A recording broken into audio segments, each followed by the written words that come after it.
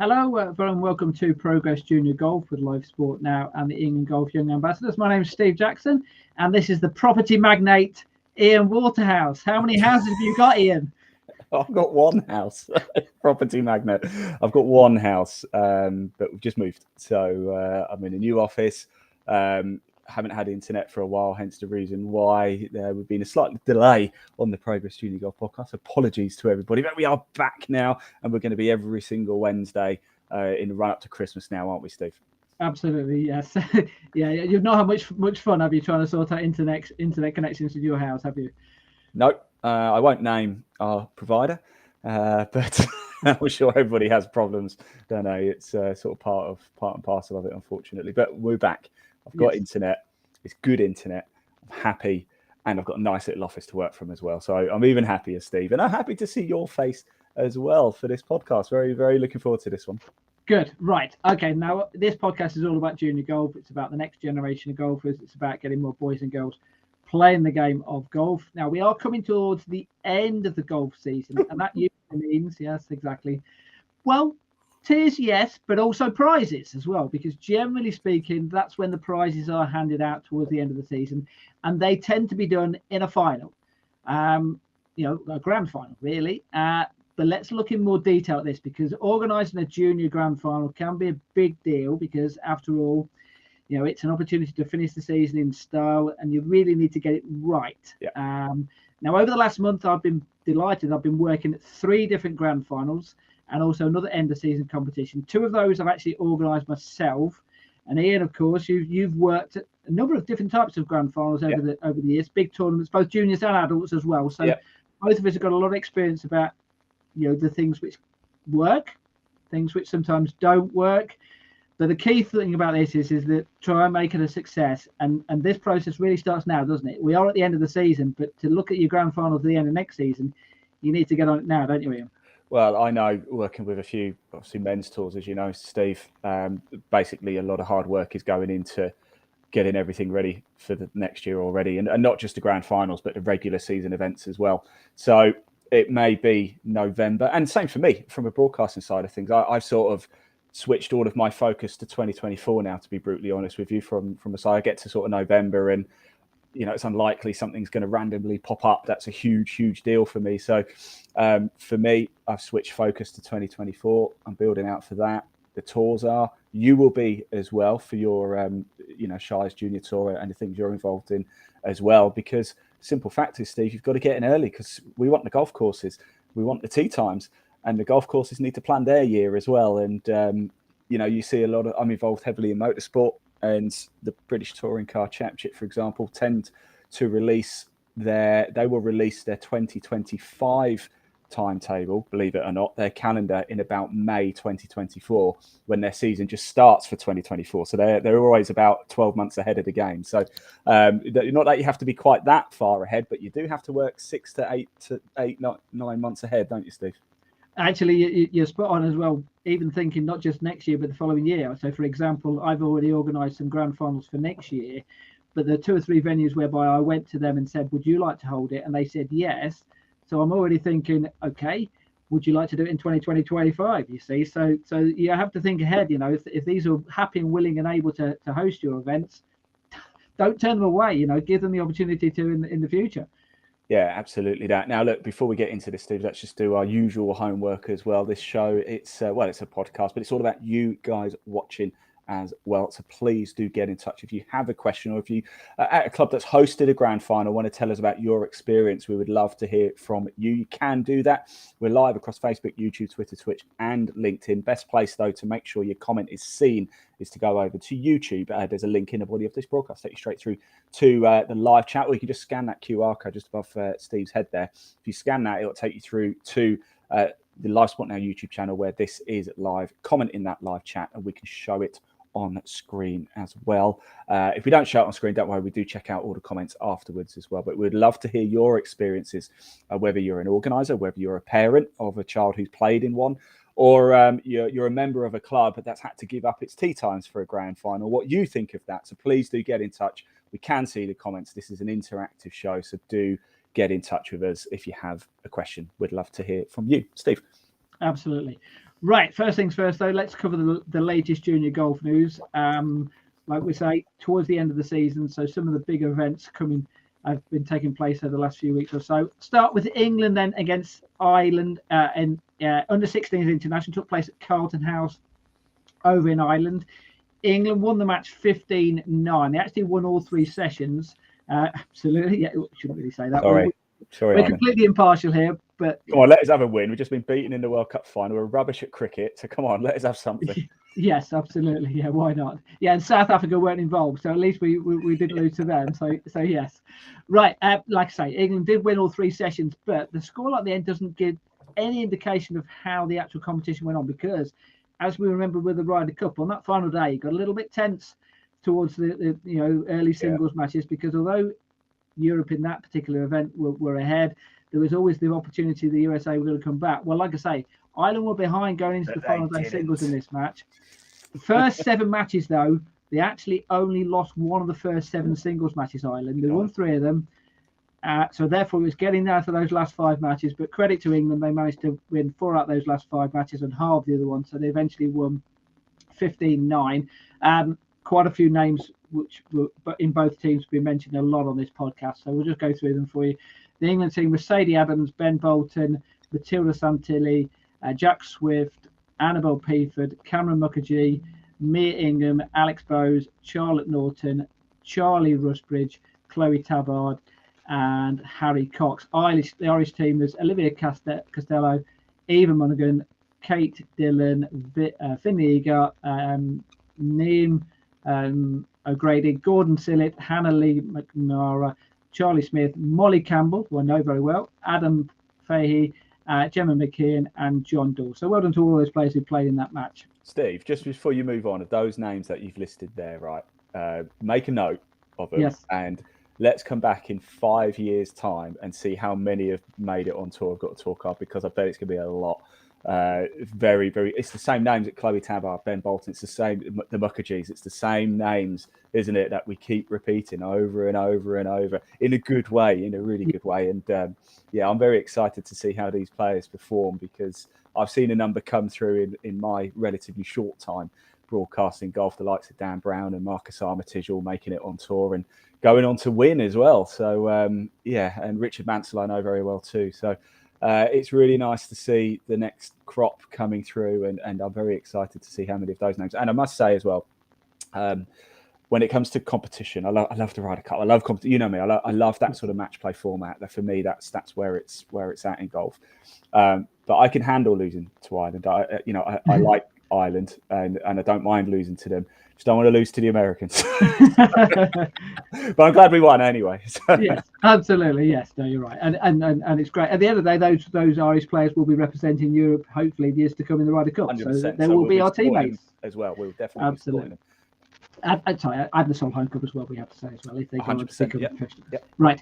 Now we've got a photo of the winners here. It was the RNA Student Tour Series. Took place in Ireland. It took place at Olgiata Golf Club. The 2 winners then. Boys winner was Miguel Orza from Italy. He won I'll come to that in a second. The girls winner was Katie Lanigan on the left hand side there. She won by 1 shot from Sweden's Zlato Zvarsvar. The best British place was Darcy Harry, who finished tied 3rd. But going back to that men's result then, so Miguel Orza beat England's Ben Brooks in a playoff. The scores, Miguel's scores were 70, 69, 70, so 209. They finished level, and then the playoff. Now, the interesting thing about this is that they put down in the playoff the fact that he won on the 10th hole. Now, I hope it wasn't literally the 10th hole of the playoff. They had to go through 10 holes of a playoff. I hope it was the first hole and they just played it on the 10th. But yeah, that's true. Mind you, I've been involved in a few broadcasting. There's some heavyweight playoffs going on. I remember Sunnydale Foursomes, I believe it was. Did Sunnydale Foursomes a few times and go into about 7 or 8 in the playoff. It's thinking, okay, well, we'll broadcast for an hour and then it'll be wrapped up. Well, we've probably wrapped up in half an hour. No, hour and a half, 2 hours later, we're still going. Yes, actually, we are going to be talking about grand finals. I remember doing the Fowler Series grand final in the UAE last year, and that went to a second hole of the playoff. Fortunately, in the UAE, they had floodlights, So therefore, even when it got dark, it didn't matter. They could still play the playoff kind of thing, you see. So of course, you can't do that in this country, or at least it's not quite so easy to do that in this country. So no, not at all. I don't know. Obviously, that was in Italy. I don't know whether they had floodlights in Italy or not. They might well have done if they had a 10-hole playoff. Who knows? So anyway, World Junior Girls Team Championship. Then this took place. Not exactly sure where it took place, but I think it was overseas somewhere. Won by Canada. They beat Korea. So 4 rounds, 3 players. I think best 2 scores count on each of the day. Only came down to 1 shot at the end of all those 4 rounds. So that sounds like a fantastic competition. Winning team, Canada's winning team, Anna Hung, Vanessa Zhang, and Vanessa Borovilos. The best individual was Denisa Vodkova from the Czech Republic, 72, 68, 66, and then 71. So really good scoring to win that competition. Yeah, well done, Canada. Absolutely. Right. Just finally as well, and it started today, so we won't cover the results from this event today, but it's taking place, grand final, the Justin Rose Telegraph Junior Golf Championship taking place over in Portugal, 54 holes. So there's 24 finalists. 12 boys, 12 girls playing 18 holes on each of the days. This is take place at Quinta del Lago. If you've been to Quinta del Lago, fantastic golf venue. They're playing on the south course, which is probably the championship venue there. Defending champions actually, Sophia Fulbrook and Dylan Shaw Radford are both returning, so they've got the chance of retaining their titles. But hey, look, you mentioned earlier. Well, yeah. You mentioned earlier about some of the under-16s. Well, how about the names who are involved in this? Yeah, this is like a who's who. Isla McDonald O'Brien, Olivia Costello, Nellie Ong, Macy Whittle, Freya Russell, Lila Bissett, Charlotte Colley, Amelia Wan, Annabelle Peaford, Lila Rose Hunt, Tala Clark. That's just the girls. So not a bad little line of the girls. Boys, Lucas Dennison, Jack Hempshaw, Connor Graham, Morton Bailey, Oliver Smith, Max Murray, Jake Wallace. I'll just come to him in a second. Edward Mason, Ben Bolton, who we mentioned a little earlier, and Ben is also actually in the Fowler Series Grand Final as well, so he's having a cracking time of it, playing some international golf. Philip Crone and Joshua Gardner. Now, I did mention the fact that it did start today. I just had a quick peek at the scores. Won't mention what the final scores were from today because obviously they've still got 2 rounds to go. But Jake Wallace, I just looked at his first 2 holes and he was 3 under par after 2 holes. Oh my God. Does he like starting slowly, isn't there? You know. Yeah. So, well, we'll know what his final score is by the time this goes out, of course. Yes. So you never know. But we might well have a 59 on our hands by the end of But who knows? I'm not going to say any more. That was his first 2 holes. So anyway, right, that wraps up the junior golf news then this week. So we're going to be talking grand finals now, Ian. I think we'll probably almost do it on a before, during, and after kind of thing, because obviously this is the idea of this podcast is to try and give people advice about how you go through the process of organising a junior grand final, the things that you need to do beforehand, the things that you need to do when the event is taking place, and also afterwards as well. Like I say, I've got experience of running different types of events, and so have you. So, well, let me ask you this then, Steve.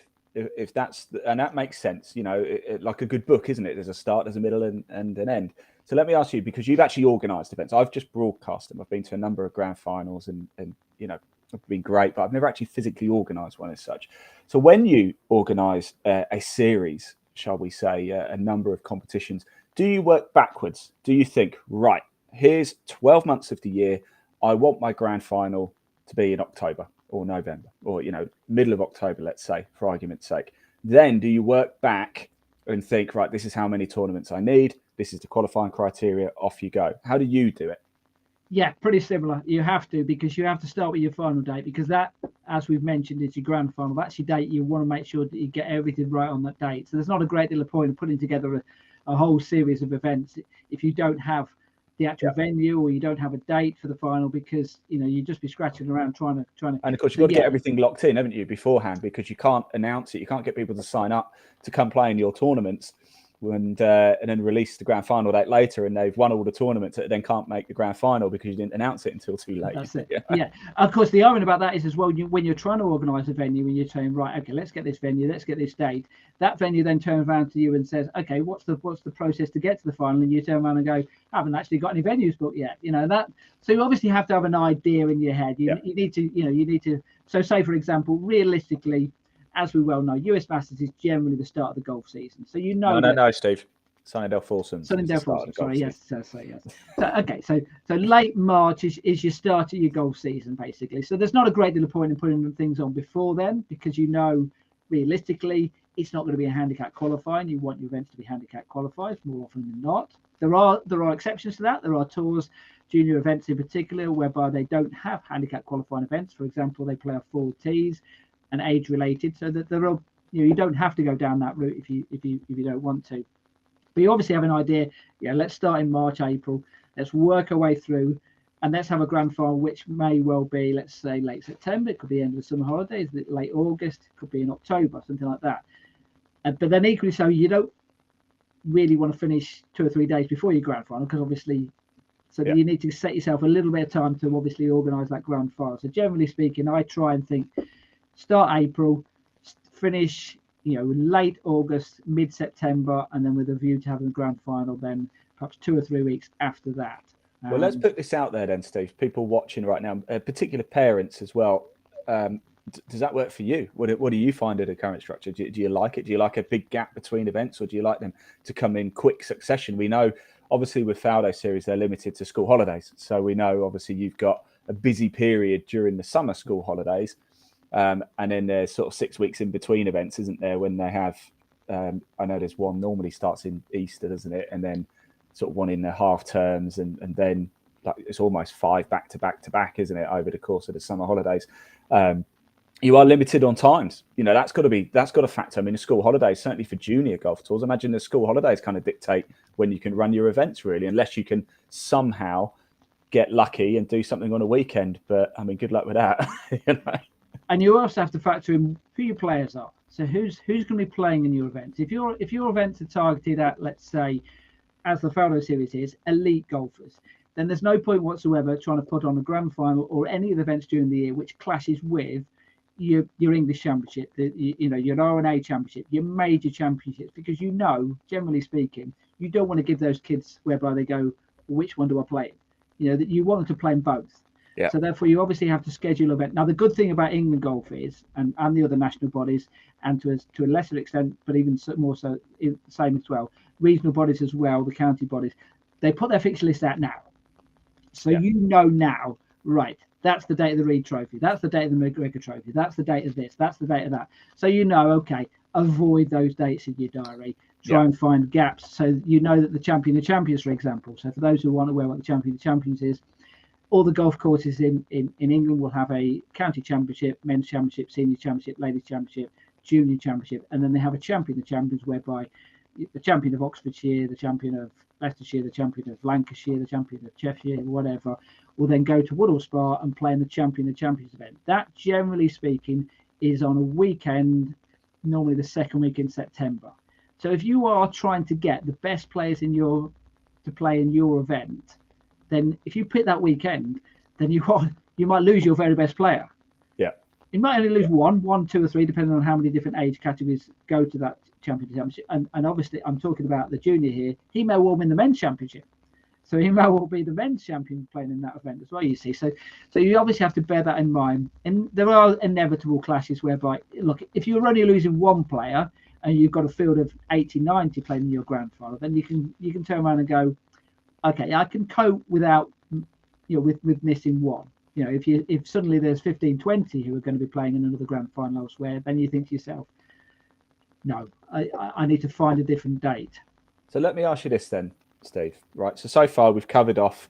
We're going to work backwards. We're going to start with a grand final. So to organise a junior golf tour from scratch, first thing you need to do, work backwards. So we figure out when we want the grand final to be. Then once we've done that, we look at the dates when the big tournaments are on. No disrespect, but the big events are on, and then we just avoid those dates for our scheduled tournament events. Then you've got to approach the clubs, haven't you, and try and secure those dates. Now, how easy is that? I mean, what do? Do you draw up a list? Let's say the Shires Junior Golf Tour, you're involved in that, aren't you? Yes. That's Warwickshire. Am I right in saying? No, that's so that is Leicestershire, Northamptonshire, Bedfordshire, and yes, you're right, Warwickshire as well. So 4 counties. So we've got a choice of 4 counties, roughly Midlands way. 4 counties, yes. So do you have a list of clubs that you want to go to, or do you have a list of clubs that we've been to before, so we want to go back to these, Or do you try and go to different ones each time? Or is it a case of, look, we've been at these clubs for a long time, we've got a good relationship, let's stick with these ones? Or is it a bit like Formula One, for example, where every year or every couple of years they'll try and chuck a few different tracks in? Do you know what I mean? Is that what you try and do? Or do you just stick to the same? We've got a relationship at this club. Let's stay with this club. They've supported us for years. We're going to stick around. We know it's going to be an easy negotiation to try and get the day that we want. Or let's mix it up. What's your route for that?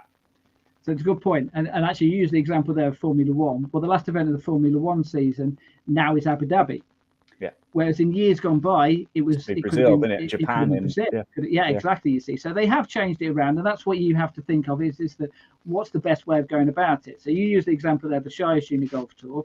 That's one whereby we've got 4 counties to choose from. So I think to myself, well, let's give each one of those counties the opportunity to host the grand final. There's no shortage of clubs then, is there? You know, no, if you've got 4 counties, you're going to have hundreds of clubs to choose from. That's it. And also, if you go down the lines of, let's do this year. So this year, for example, was in Leicestershire. Last year's grand final was in Northamptonshire. So in theory, let's go along the lines of, well, let's go to Bedfordshire next year and have the grand final. That's the following year they go to Warwickshire. So therefore, you're only really having to go back to them to say, you know, it's a big event. You're going to hold it. You only have to go back there every 4 years. So I'll flip it the other way around though. In Warwickshire, obviously, it's just one county I'm looking at. And because generally speaking, it's the same date every year, I know there are only certain clubs which are going to be able to hold that final. And this year, and actually it's just been confirmed this morning, this year's final took place at Stratford-on-Avon Golf Club. They have confirmed that they are happy and willing and able to host it again next year. So it's a really successful event. Do you want that though? Is that the grand final? Do you want? I mean, Stratford upon a lovely, by the way, great course. But do you want them to just host a regular event because they've had the grand final now? It's a bit like the World Cup, isn't it? We don't have it in the same venue every 4 years. You know, it moves around. Yeah, for next year, I've decided that I am going to go back there, but I don't think I would go back there for a 3rd consecutive year. I think I would try and spread it around. But for next year, because they don't actually host another Junior Open, so they don't hold another competition during the year. So it's if you like, it's their opportunity to hold a Junior Open, and they were happy, willing, and able to come back to me and say, yes, we love the fact that it was coming to our venue and we want it there. So you have to make those decisions, you know. Sometimes, you know, and there's no right or wrong way of doing about it. You know, if you want to go to different venues every year, go for it. You know, if you want to go to the same venue every year, you know, the FA Cup final is always held at Wembley. We know that, you know, and people go, wow, I want to go to play in the FA Cup final because I remember that person picking up that trophy or whatever at that golf course. And if you've got a venue which is stunning, you know, Woodall Spa we mentioned there for the Champion of Champions, it's always held there. It's the home of England golf. It's one whereby you know you're going to have to play well. You know, the Faldo Series this year is in the UAE. They've got the DP World Tour Grand Final the same week.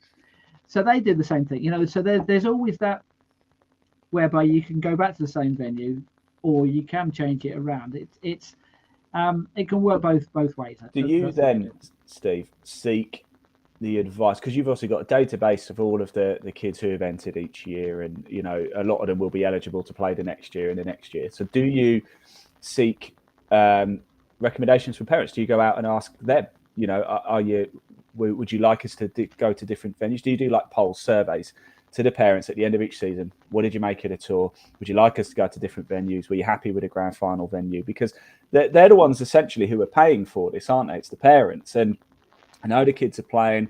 The golf course is amazing, but I assume they charge you. We'll touch on that in a bit. But it's the parents who are putting their kids forward, and the money's coming from the parents. So do you seek their advice, or do you just think, no, hang on, we know what we're doing. We are the experts. Leave us and trust us to do it. Because again, there's no right or wrong.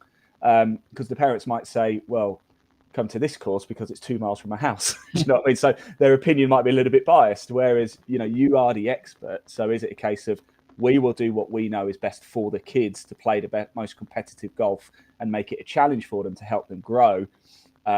Or is it a case of, well, what do the parents think? What do you do? Both. Or both. Both. You have to. I mean, you have to take into consideration what their thoughts are. You know, in some respects, you look at their faces when they come off the golf course, you know, and if you've got a lot of glum faces, you know, and you think to yourself, Why was that the case? The whole idea was the fact that it was a celebration, then an opportunity to play a really nice golf course. But it could be a really tough golf course, and it could be, it could be a really difficult day weather-wise. We will come to that a little bit later on, by the way. Yeah, we will. So it might well be a day whereby it's almost completely out of your control. The weather or the rough might have been, they might have cut it for a little while, and you just think to yourself, is this a venue which is set up for junior golf for them to have a really, and you have to balance. It's a grand final after all, so you want to make it a challenge. You don't want people coming in with 25 under par or something like that, or do you? We've just seen an event on the Ladies European Tour whereby the 3 rounds the winning score was 61, 61, 65. Yeah. Is that golf? Is that what you want to see? It looks great on the record score. Didn't drop a single shot the entire 3 rounds. But at the same time, is that a challenge? Is that what you want from your grand final? You want a grand final winner. We'll come to prizes as well. But the grand final we had on the Shire Junior Golf Tour, the winning prize was a round of golf with Charlie Hull. Yeah. So it's a round of, so you want the best player to go out there and earn that opportunity to win that prize, you see. So but at the same time, you as an organizer, you've got a pretty good idea about what courses are set up better for juniors, which venues are set up for better juniors. You mentioned a little earlier as well about the members of golf clubs. How do they react when you have a mass load of juniors suddenly turn up at their golf course? So you need to make sure that it's a venue which is junior friendly, so you seek this advice. There are certain venues whereby, if during the course of the year you have, I don't know, let's say 100, 150 kids playing in Warwickshire, for example. We had about 150 kids playing in junior opens, junior qualifying events throughout the entire year. If your grand final is at a venue where there isn't a single junior who's played in any of those events, you've got to ask the question, why is that the case? Yeah. Why have they not got any junior members at their golf club? It could be because they don't have any members of the golf club. So say, for example, off the top of my head, and this is not picking on anyone, someone like the Belfry. They are aimed at the elite. They're aimed at corporate golf. They're not necessarily trying to get a resort more venue, aren't they? A little bit different, the Belfry. Exactly. Yeah. So the like I say, I'm not picking on them, but there wasn't that many junior golfers from the Belfry who played in any of the junior events this year in Warwickshire. But at the same time, it's the Belfry. So wouldn't you love to have a grand final at the Belfry? Wouldn't the kids love to go and play on the Brabazon at the Belfry? So it's a balancing act of trying to find what you think is best, what the kids think is best, what the club think is best. But then, Steve, this brings me to my next point, and I hope you don't mind me sort of asking you all these questions, but we are here to talk about a grand final and how to run one. Money, because the Belfry, I imagine, wouldn't be cheap, and. No. We would like to think that clubs would say, oh, it's junior, we're going to grow the game, have a day on us. It doesn't work like that. They're a business at the end of the day, and we get that. And we need golf clubs to make money in order to stick around so we can carry on playing golf. It's, golf clubs aren't money grabbers, but they need to continue to operate. We want them to continue. We need them to make money. And in order to do that, they're going to have to charge you to do that. How does that sort of negotiation go, Steve, with a club? Do you have to pay for the tee slots? Do you, because they're juniors, I assume if it's a grand final, the field number is perhaps a bit smaller. So you don't need a full day's tee slots. But then again, if you're getting into October, days are getting shorter, perhaps you are going to take up most of the tee slots. How do the clubs respond to that? And I don't want figures, but how do they sort of go about charging you? Yeah, I suppose the thing you have to bear in mind is it's a grand final, so you can charge the kids a little more to play in the grand final as opposed to a normal junior competition. And we must say as well, just before we get that, we need you guys organising the tours to make money as well, so we can continue doing it as well. Do you know what I mean? There needs to be a balance where it's fair on the kids, it's fair on you guys. It's like anything. If you're organising the tour, you need to get paid for it. But we need the club to get paid as well so we can carry on playing golf. So two people need to get paid, essentially, and it's going to be the parents paying for it. Sorry, yeah, guys. Well, actually, three people need to be paid. We need to be paid. The club needs to be paid. But also the players need to be paid because the prize funds need to be bigger and better for that grand final than any other event during the year. So obviously... But you can't have a prize fund for juniors, though, can you? An actual physical... monetary. As I mentioned with the Shires, the prize is around the golf with Charlie Holt. So the prize, but it still needs to be a better prize than any other event you have during the year. You see, so my point with that is the fact you can raise the green fee that you're going to charge them to play in the grand final on the basis that you might not give more money, but you might be able to give it to more players. So instead of the top 3, you might be able to give it to the top 5, or you might be able to give it to gross and net, or do different divisions. So all this has to come into the factor in when you are negotiating with the club. Okay, you mentioned there don't go into the details of exactly how much a club charges for if you want to. If you can, I don't mind. I won't name clubs, shall we say, but there was one golf club whereby I went to them and said, would you be interested in hosting a junior event? Actually, this wasn't a grand final. This was an event in April, early April, and they charged me £52 for the green fee for the juniors. Okay. Which is more than double what we would charge the juniors to play in the event. Right. So that's a question, because you say £52. Now, obviously, I'm involved in men's tours, and £52. The players pay considerably more to play in some of these events. So that would actually be a really good deal for the tour. Exactly. So I'm assuming that's not a good deal for you, though. Well, exactly. I mean, straight away we're at a loss, because obviously we can't charge £52 for a junior to play. Well, we can't. We shouldn't. And me as the junior organizer, we shouldn't be charging kids. What do we charge? I would say less than half of that. Okay. So let's go on a figure of roughly £25. So in order to make it work, you need the club, realistically, because you need to get paid out of this. You need to generate time. There's infrastructure as well to pay for, isn't there? You've got to pay your scoreboard. So, for example, I don't know who you use, but Blue Golf or Golf Genius or whatever, it's not free to use their leaderboard. You've got to pay them for the software. You've got to pay for. There's infrastructure to pay for. So let's say you charge, there's food. So let's say you're charging £25 or £20 or something. If a club then comes to you and says, okay, well, you're charging £25, we'll let you have it for £20. That leaves you £5 to pay for your infrastructure per player and your food. That's not going to cut it. You need the club basically a tenner, isn't it? Really? Yes. Yeah, exactly. And imagine they're trying to charge you £52. You go, well, my ceiling's £10.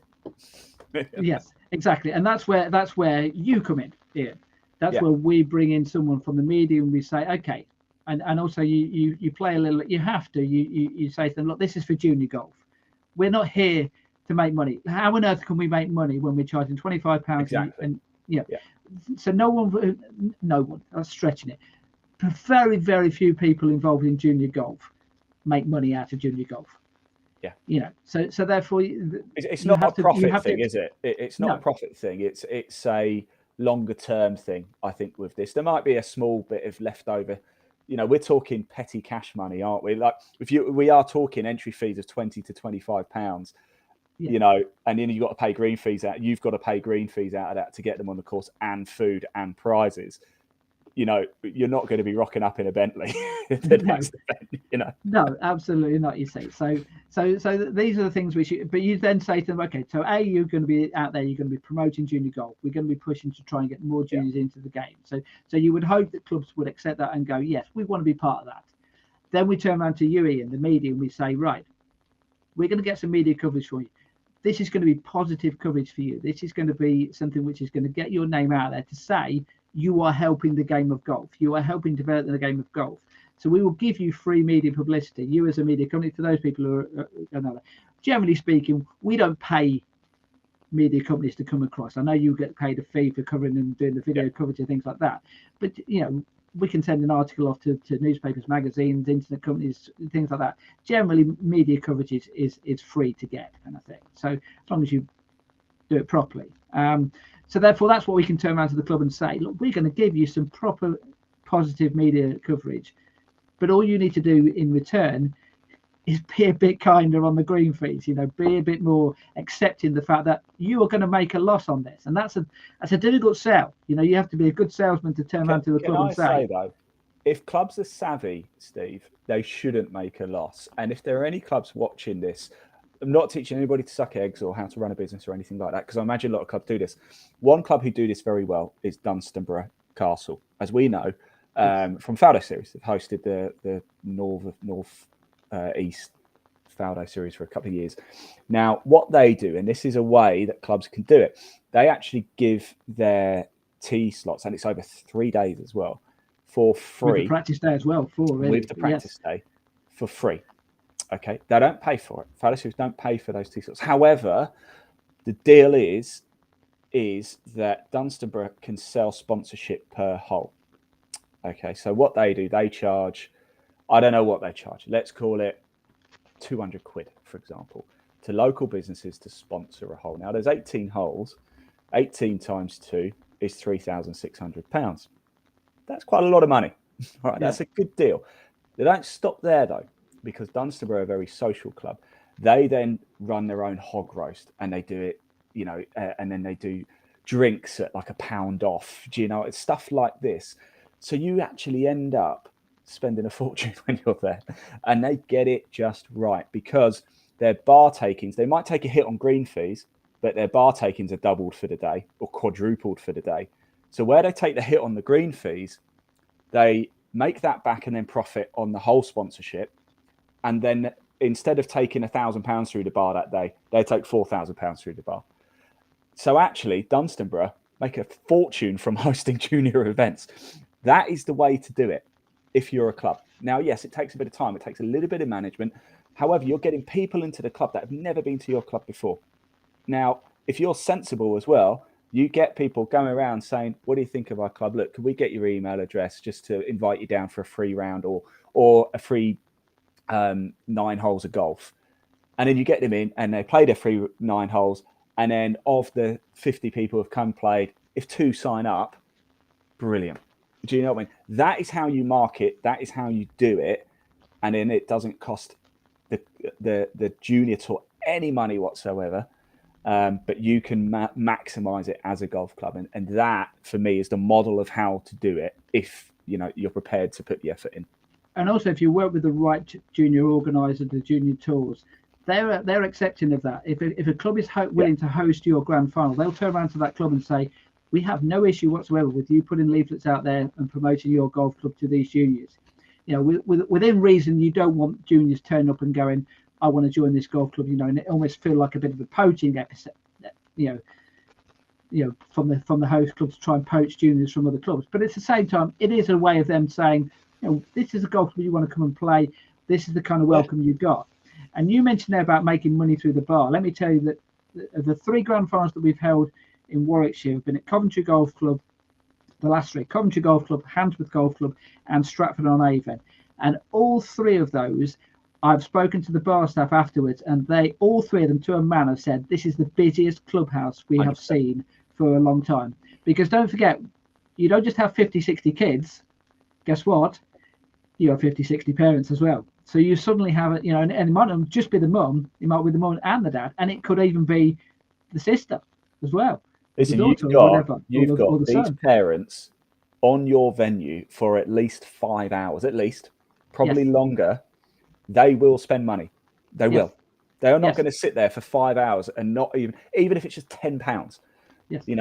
But that one person who spends £10, the next person will spend £50, and then the other person will spend £30, and then there'll be somebody who'll spend £100, and then there's somebody who will spend £5. Do you know what I mean? And then you've got the club shop. Why not run a 10% discount day or something? Get rid of all the stock that's sat there doing nothing. Get rid of it. Just get rid of it. 10% is nothing at the end of the day. 50 quid shirt goes down to £45. Well, you're protecting a margin. You're still going to have a margin in that, aren't you? And probably a good one. So why not just do these things? And Faldo series is another great one as well because it's prestigious. Faldo series, and this is where Dunstable get it right because. And I'm not talking about poaching juniors when I talk about I'm talking about invite the parents down to play 9 holes, not the juniors. You invite the parents down, but it's the people in the local area. You go into the local town and you say, we've got a Faldo, even if it's grand final, or if it's not grand final, let's say it's just a regular event. We've got the grand final. We've got the best kids in the world, the best junior golfers in the United Kingdom and arguably the world come into our venue. Come down to the club. Let's make it a massive open day on the final day. If you've never been before, come down. We'll get all of our, get all your coaches in. Just let the parents just knock a few balls on the range, completely free of charge. But in the local area, come down, try golf, give it a go. You've never played golf before, why not? Come down, knock a few balls on the range, completely free of charge. Get the coaches there, get them to get the names, invite them back down for some lessons, see where it goes. And I can guarantee, if you do it properly, you will make a fortune, not just in the short term, but you'll sign people up for the long term as well. That is how you do it. That's from a club side of things. That's how you do it. And I get it takes time and manpower, but if you're prepared to put the effort in, you will reap the rewards.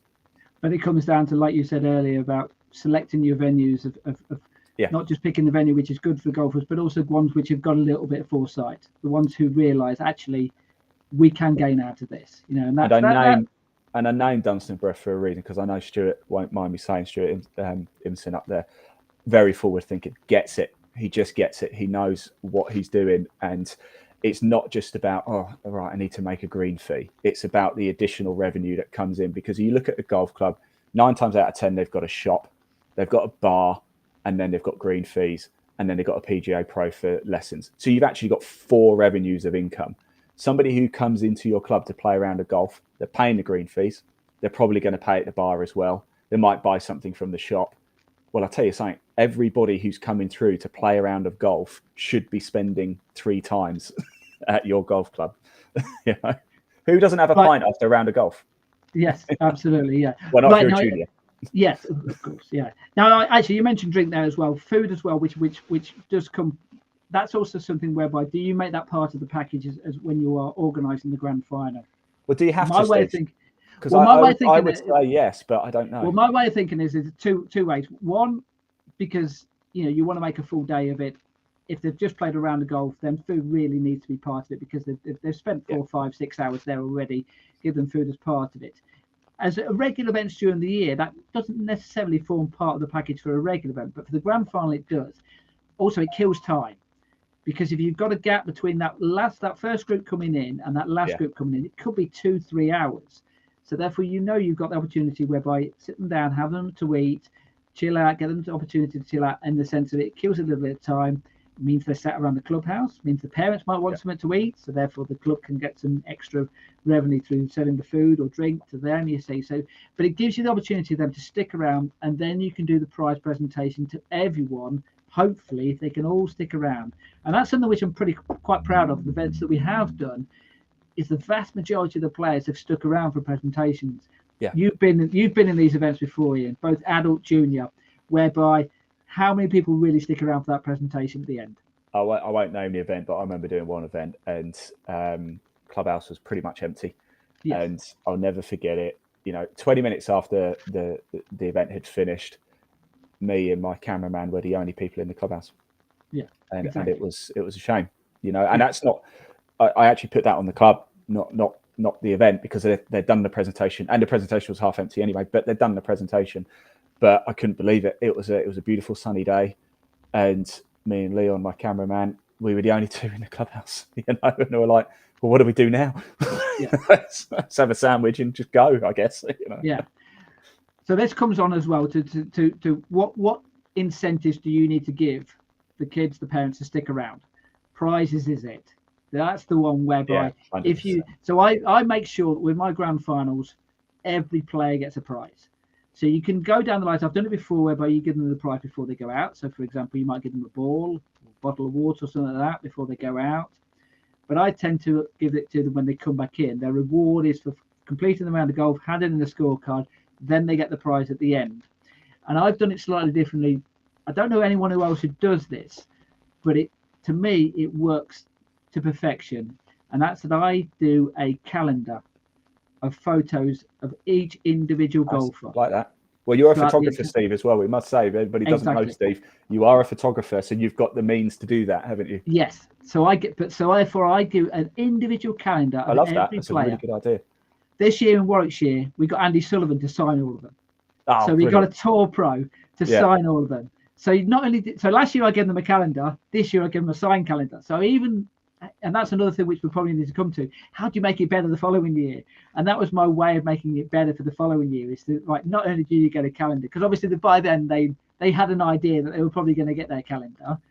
Now they got it signed by Andy Sullivan, you see what I mean? So it's just ways, but it's a calendar whereby you got slots on. whereby you can put the dates for the next year. Brilliant. So the thinking is that the next year it goes up on their wall, and they can write in where the events are next year. So it kind of like self-promotes itself straight away. Every day that they look at a calendar and they go, I think of, So we did both of the Shires Junior Golf Tour and the Warwickshire Junior would have known it as well. Very clever. Absolutely simple. And also, and we're talking about making money here, and this is not one of the reasons why I did it. The main reason was the kids' faces when I gave it to them. But those parents love the calendar. So I had so many reorders of that calendar because they make great Christmas presents. Yeah, they do. Yeah. So therefore, just from a purely business every point aunt, of view, uncle, grandparent, nephew, niece has got that calendar. That's it. Yeah. You see, so I made some money back on the back of, it cost me, I don't know how much it cost me, but it obviously, we were talking about that £25, which is a pretty good starting point of how much we charge. Suddenly, a fair percentage of that is going to the green fee for the golf club. A fair percentage of it is going to the food to the golf club, and a fair percentage of it now is going towards those prizes for every single player in that event. Yeah, I'm already making a loss. I was going to say you're going to be over £25. Exactly. That's what you charge. So you need to find a way to recoup that, and that's one way to recoup some of that cost, because we can't have you making a loss. Do you know what I mean? Because you can't keep doing it where it's like, well, I'm going to do another year of junior golf and give these juniors an opportunity to play. But you need to, at worst, break even. But even then, if you break even, you're like, I'm putting a lot of time and effort into this. So like, we don't go to work for free, do we? Like, imagine your company said to you, oh, by the way, Steve, if you can turn up this week, like anybody watching this, you're employed, you go to your job, and let's say they say, look, do you mind if we just don't pay you this week? You'd be a bit like, no, I've got a problem with that. I'm not coming in. So if you're not going to pay me, I'm not coming in. And I know you do it for the love of it, but equally it can't be costing you money either, because I don't think people probably do realise, but there's a lot of work that goes in behind the scenes, and it's not just, oh, we've got 5 tournaments on this year, so it's just 5 days of work. Oh, no. Oh, no. You're probably giving up at least a month of your year solely to focus on this, Yeah. And also, what about trophies as well? Because obviously that's a prize. That's a prize for everyone. You still need to give prizes for that grand final to say, who finished first, second, third. So we still need trophies as well. So that's another cost on top. And obviously that's one whereby. Should we look at prizes? Because we've got a picture of Freddie McCart. Can I show this? Yes, by all means. Yeah. So these are the events from the Fauno series. So they had their grand trophy. final. That won't be cheap, will it?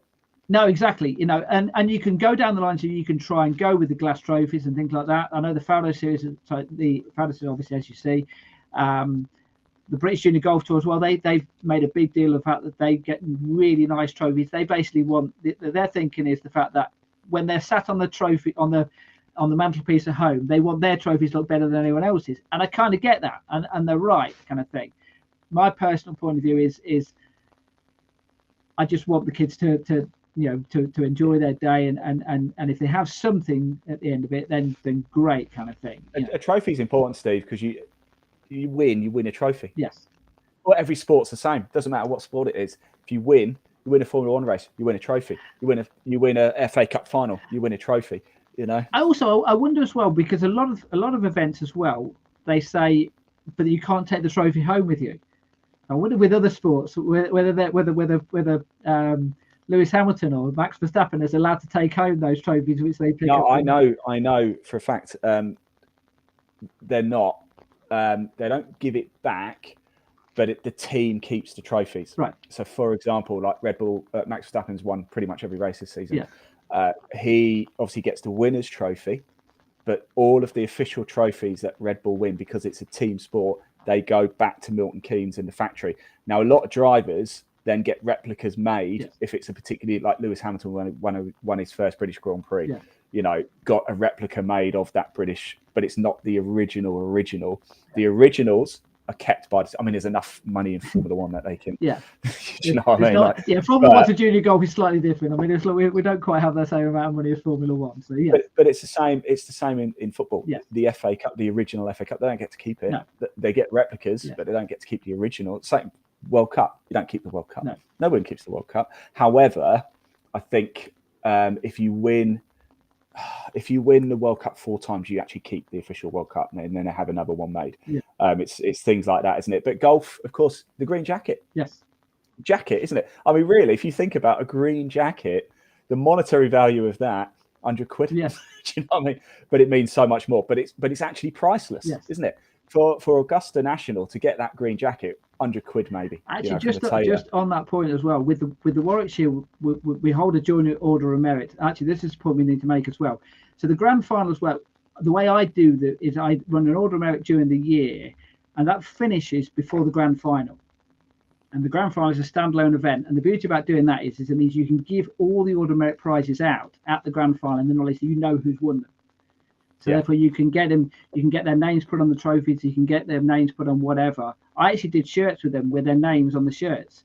So Order of Merit winner on the shirt with their name on, you see. So therefore that was something personal to them for winning the Order of Merit kind of thing. Same with the Shires as well, we did a very similar thing. The other way of doing it, and if I'm off the top of my head, I don't know of other tours which do it. I think some counties do it, whereby they use the grand final as part of the Order of Merit. Now, that's all well and good, but you could have a situation going into that grand final whereby only, you know, of the 30, 40 players in the grand final, perhaps only 4 or 5 of them can actually win the Order of Merit. So what's the point of being in that grand final? Yeah. You know. Yeah. But there are different ways of doing it. There's no right or wrong way. That's just the way that I would prefer to do it as far as the prizes are concerned with the grand final. Right. Other things as well, which we do need to talk about. We've covered a lot already, but things, the helpers you need on the day, because it's all well and good me saying I'm going to run this event. You know, we've been to a fairly serious event whereby they're very good in the sense that they've got some stewards out there, but generally speaking, it's only 2 or 3 of them who tend to run the events. That's older kids, so that you think that they should be able to look after themselves. But what about when you have younger kids? You need helpers out there, and that's something which you need to get sorted beforehand, because you need to have in advance who's going to be out there, who's going to be looking after certain things. Yeah. Because so imagine if they don't turn up, Steve, then you've got no tournament. You can't run it, can you? Certainly, you were set safeguarding and things like that for juniors. Yes, and also you need to have trusted people as well, because by then you know most of the parents, you know most of the kids, so you've got a pretty good idea who's going to be playing in your event. But you also need to be aware of who needs a little bit more help than others, shall we say? And you know where I'm coming from when I say those types of things. There are kids and parents out there who are easier to deal with than others. So and you have to tailor that. Even with that, whether that's sorting out your tea times. If you know that there's 2 kids who don't get on with each other, then for God's sake, don't put them out next to each other in the same 3 ball. Or vice versa. If you have 2 really good friends, be aware that if you do put them together, it could be a wonderful round of golf for them, but they might be chatting all the way around and kind of forget speed of play and things like that. You see, so you need to balance it off in the sense of some things can work for you, some things can work against you, kind of thing. So who do you ask to help then, Steve? Do you ask for members at the club? Yeah, so you would yes, yeah. So in particular with the starter. So if you can get someone from the club, the home club, who knows the golf course, I would love to do that. Who can stand. If anybody around Berkshire wants me to be a starter for you, I'll come and do it. But it is a specialised position in the sense of you want someone with a bit of personality, someone who's not just going to stand there and go, first tee. You want someone who's going to stand there on the first tee, and on the first tee for the Shires Junior Golf Tour Grand Final, representing whatever golf club is, and we had that, and with the Warwickshire Junior Order of Merit, we had home club members who knew the golf course, so who knew, on the 14th hole we've got ground under repair on the right hand side, so if you go on the things which you just need that information whereby at least they can talk from knowledge. Generally speaking, I tend to play the golf course, so therefore I know what I'm dealing with. So I'm aware of some of those issues which may crop up, but you have to have that in place before you even get there. You see, so and also you need, if it's for the county, for the Warwickshire Junior Order of Merit, you need to make sure that you have people represent from the county who might be able to help out with the presentation afterwards, because it's all well and good me, Steve Jackson, doing the presentation, but it looks so much better if it's the president of the county. It looks so much better from the club's point of view if they have a representative from the county, so they can it's not just me saying thank you to the club for hosting it, it's someone high up. So it's important that you have representation, and also if you have the club captain there, from their point of view, you want the club captain there to say, thanks very much for the kids to come into our golf course. Thanks very much to the county for bringing it here. You know, so you need to balance it all up. You know, sometimes that can't happen. You know, as it panned out this year with Stratford-on-Avon, both the club captain, the ladies captain, the club captain, and the vice captain were all away. So we didn't have that county representative there, but we still had. You know, I did it on their behalf, if you sort of know. I thanked the club and said, you know, but you need that. You need to at least offer that to the club and make sure that there are people there who can help with that regard. Yeah, definitely. No, I think we often forget that too. You don't just send a load of kids out onto a golf course and wait for them to come back in. Do you know what I mean? Like, oh, wow. Well, you shot 40. Well done. Yeah, absolutely. Right, now, so obviously we've talked about beforehand. Now, what about on the day? Because you know you can get all the preparation in beforehand. You think you're going to have, you know, it's going to run absolutely smoothly. Then what happens on the day? And we're going to weather, Steve. Yes, I know we've got some photos of the Shires event and the Warwickshire Junior Order Merit event, which we might show just to explain how. If you start putting some of them up, I'll explain some of the things. I'll cycle through as you if you talk through. So this is the Shires Junior Golf Tour event. So this is the 9-hole competition we had. Caelan Beveridge on the left-hand side here, he won the 9-hole Order of Merit. Actually didn't win a single event during the entire year, but won the Order of Merit. So there's a bit of a case study for you in the sense that you don't have to win all the events to win an Order of Merit, as long as you're very consistent. He then went on to win the grand final, and he will now have the opportunity to play a round of golf with Charlie Hill, and that's Harriet on the right hand side there, who one of the more smiley characters of the entire year, kind of thing, you know. So you know, lovely to you know, they enjoyed their day. I don't know if you've got some more other photos there. So that's the 9-hole. That was so these are the 18-hole competition. That's Liam, obviously with boys and girls here. So and that's another thing as well. When you're doing the grand final, do you make it a mixed competition? Do you make it a boys and girls separate competition? So, and the Shires does it mixed, so therefore it's gross and net mixed. And obviously with that, you need to bear in mind that what happens if a girl might have, you know, might play off a scorecard which is the par might be too higher. So this actually wasn't the grand final. This was one of the end of season events we were on. We were on a team competition as well, so something slightly different. Whereby, so we have Leroy, the back left there, who's a single figure handicapper golfer. In the middle there is going to kill me now because I forgot his name. On the right hand side is Josh. But you have a high handicapper and medium handicapper. So therefore, opportunity there to do something a little bit different with one of your end of season events, in the sense of trying to get a bit more of a team spirit. Might have another event, another photo from Shires. I can't remember what I sent to you. Yeah, we've got got this. So talking about scoring here, so I said earlier about the fact that it was a mixed competition. The girl on the right hand side there, a girl called Georgia Monday, she came in with a net 57 to win the grand final. So you know, and good luck to her. You know, there's no fault attached to her in the sense she just played exceptionally well in the day, kind of thing. But that's obviously something whereby a venue whereby scoring was very good. So you knew that you probably had more players coming off the golf course. Sorry, it just makes me smile. The line on the left hand side, his face there is the look of a face of someone who, yes, really net 57.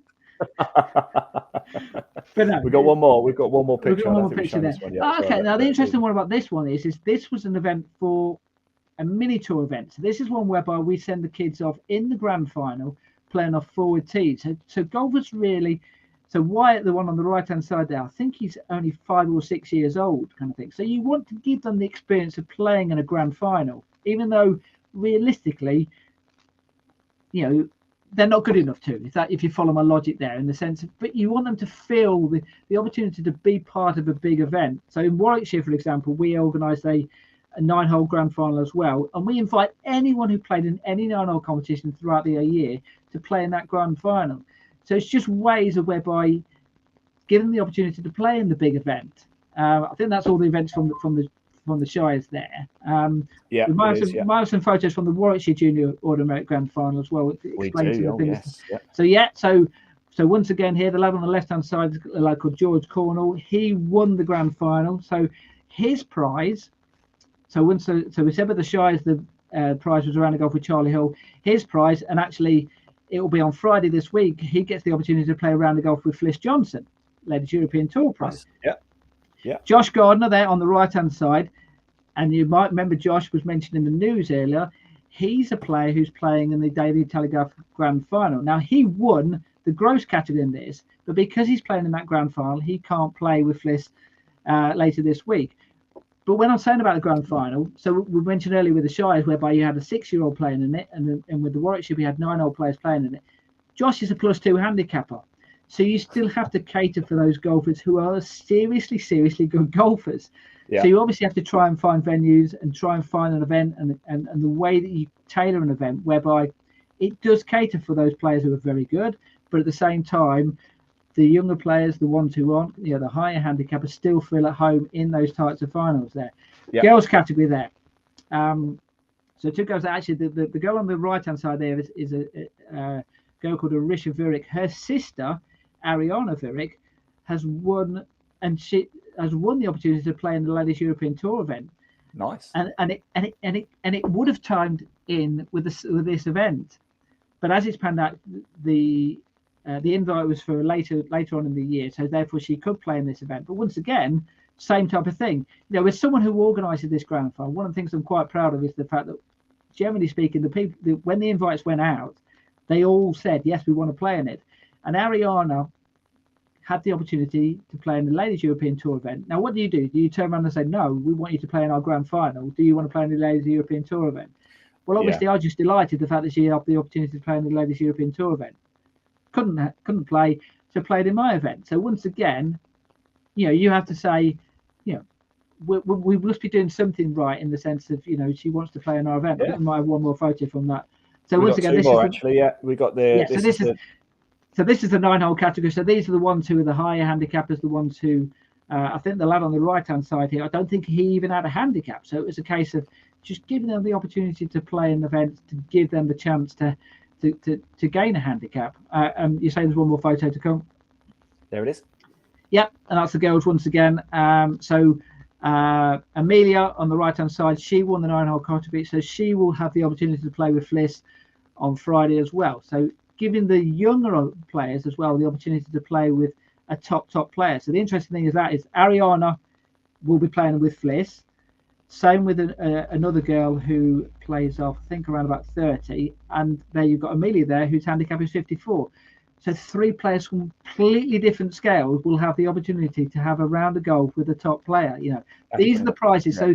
So money can't buy prizes, kind of thing. That's what you try and do at events, kind of thing. So, but then after, Steve, as well, after Grand Final, after it's all been won, you've got to deliver on those prizes too, haven't you? And yes. Then of course you need those pros to have made sure that they're committed, because I imagine Charlie Hull was quite difficult to pin down with the amount that she's playing and all over the world. As we well know, because we did cover the event that we had for the winners from last year's Grand Final. Yeah, and we'll either be doing that at Woburn or at Sunningdale Golf Club. So obviously that's somewhere whereby you need to do Sunningdale down the road from me. Let's go there. Exactly. Yes. Well, and it's down the road from Charlie as well, as we well know, kind of thing. So but you're right in the sense of we talk as far as organising the Grand Final before, during, and after. That's the after part. Yeah. Trying to make sure that when you give out those prizes, that you fulfill it. You make sure that they turn up. You make sure that and afterwards you need to get that information back out to the kids as well to say thanks very much for playing this event. Now we're moving up to next year. This is what we're going to be doing next year. So even now, I'm booking my events for next year, getting that Grand Final venue sorted for next year, making it bigger and better for next year. So it's an ongoing process. So, we mentioned earlier a little bit as well about how things can be affected on the day. We won't go into too many details because we don't want to but the Fallow Series, they have their Grand Final. They've got a Grand Final coming up in the UAE, which we will be covering on the podcast in next month. We'll do one on international golf. But they had also an Elite Tour Grand Final. We saw the photos early from that. That had to be cut short by a day because it rained on the final day, and they had to make that decision, the decision you don't want to make. Do we play it or do we not? Is the course playable or not? And it wasn't, and as someone who has organised these events, it's your worst moment. You just think to yourself, have I let everyone down?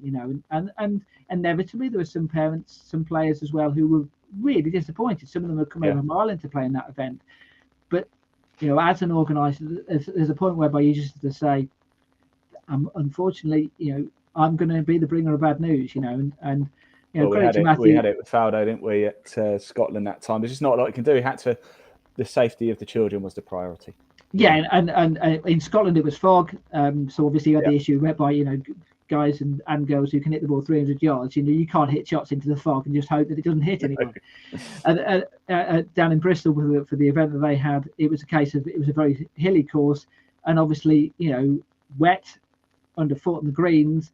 But if someone slipped on one of those hills, as we know with Johnny Bairstow, broken leg, you can imagine, they'd sue the Faldo series, or all sorts of things could happen. Don't even go down there. You have to look after the kids and make sure that safety comes into it.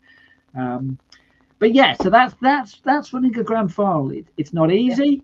There's a heck of a lot goes into organising it. But the one thing I will say, it is fantastically rewarding when you put the effort in, you do the day, it goes well, and you get the reaction of the kids and the parents, and they come back to you and they say, thanks very much for organising that. We loved it. Yeah. And we want to come back more.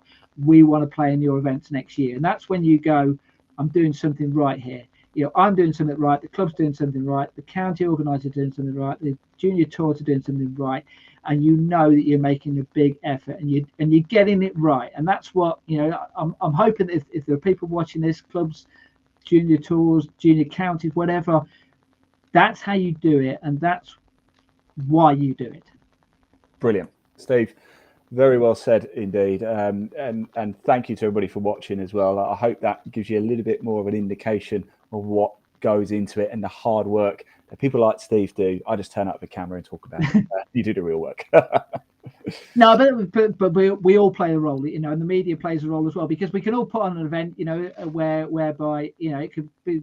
But if no one knows about it, that's where the media comes in, and that's where we, as the organizer, we need to use the media as well to get it out there to people to say, we can put on a great event, and this is it, kind of thing. And that's where we need the media to cover it. That's why the podcast is here. That's why to tell people about how we do these types of things and why we do them, and it's rewarding from everyone's point of view. Yeah.